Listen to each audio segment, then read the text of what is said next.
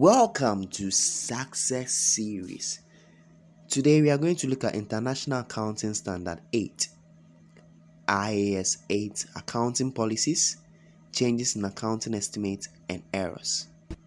If today is your first time here, kindly hit on the subscribe button in order to be notified of our new videos.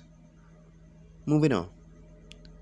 Today we are looking at IAS 8 accounting policies, changes in accounting estimates, and errors. Now let's take each of the terms one by one. Let's start with accounting policies. Now, accounting policies are the specific principles, bases, conventions, rules, and practices applied by an entity in preparing and presenting financial statements. They are the specific principles, bases, convention, rules, and practices applied by an entity in preparing and presenting financial statements. Now, how do we select an accounting policy? How to select an accounting policy? Now, you apply the standard or interpretation dealing with the transaction. So, yes, in the case whereby you already have a transaction which has a laid down standard or interpretation, in this case, just apply that standard or interpretation. Now, the second is if there is no standard or interpretation, then management needs to use judgment in this specific order. Now, the first is that they use similar standard or interpretation. If that one still fails, then they move on to use the conceptual framework for financial reporting. Now, remember that the conceptual framework for financial reporting will help us to either classify them as asset, liabilities, equity, expenses, or an income item. If the conceptual framework still fails, then we can move on to use the generally accepted accounting principle, which is the GAAP, and maybe the industry-based approach. We must note that after we have selected an accounting policy, we need to apply that accounting policy consistently to all transactions within the same category or of the same type. Now, when can we change an accounting policy? When can we change an accounting policy? Now, we can change an accounting policy if it is required by IFRS. So, yeah, it's mandated. You are mandated by IFRS to change it. Now, the second is that when a new accounting policy provides a reliable and more relevant information. So, here is the voluntary aspect. So, here you are changing it because you think it will provide a reliable and more relevant information. Now, let's look at how we can change the accounting policy. How we can change an accounting policy. Now, first thing is that we can change it if we apply the transition guidance which is set up or which is already established in the IFRS, in the new IFRS. So here we apply the transition guidance if the new IFRS contain them. Now the second is that if there is no transition guidance, then we need to account for them retrospectively. So we apply it retrospectively. Now, what's the meaning of retrospectively?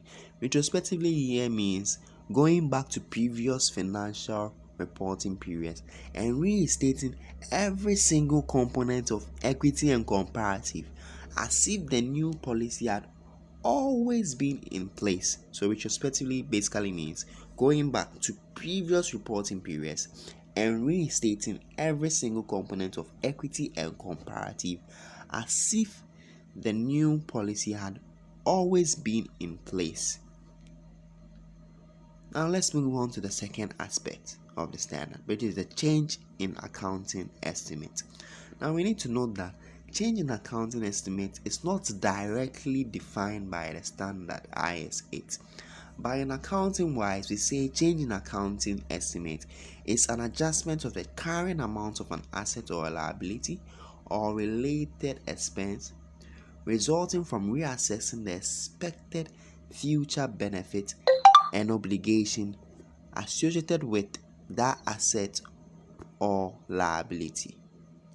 Now, what are some of the examples of changes in accounting estimate? We have bad debt provisions, depreciation rate and useful lives of the asset, provision for warranty repairs.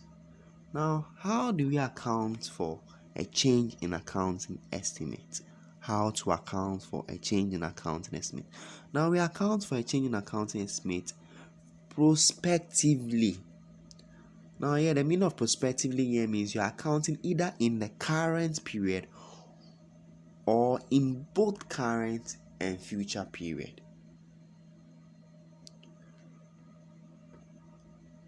Now, we find it difficult mostly to differentiate between accounting policy and changes in accounting estimate.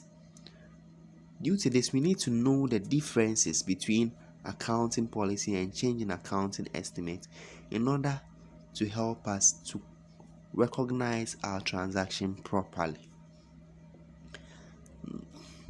Now, basing on how we account for them, accounting policy, we account for it retrospectively, and we have already defined retrospectively as going back to previous reporting periods and restating every single component of equity and comparative as if the new policy had always been in place.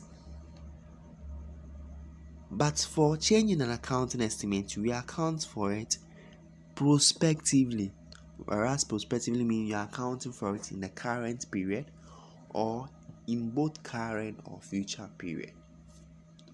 Now we can also categorize or we can differentiate between them based on their definitions. So accounting policy is defined as the principles, basis, convention, rules, and practices applied by an entity in preparing and presenting financial statements.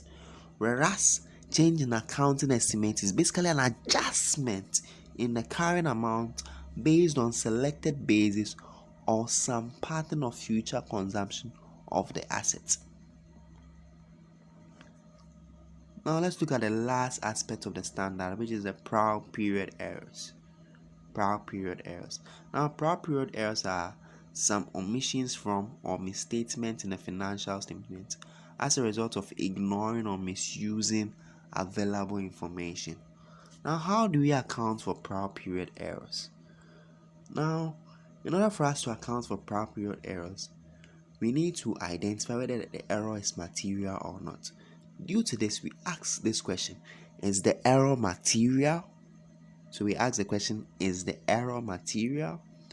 Now, one, if the error is material, we reinstate the error or we account for it retrospectively.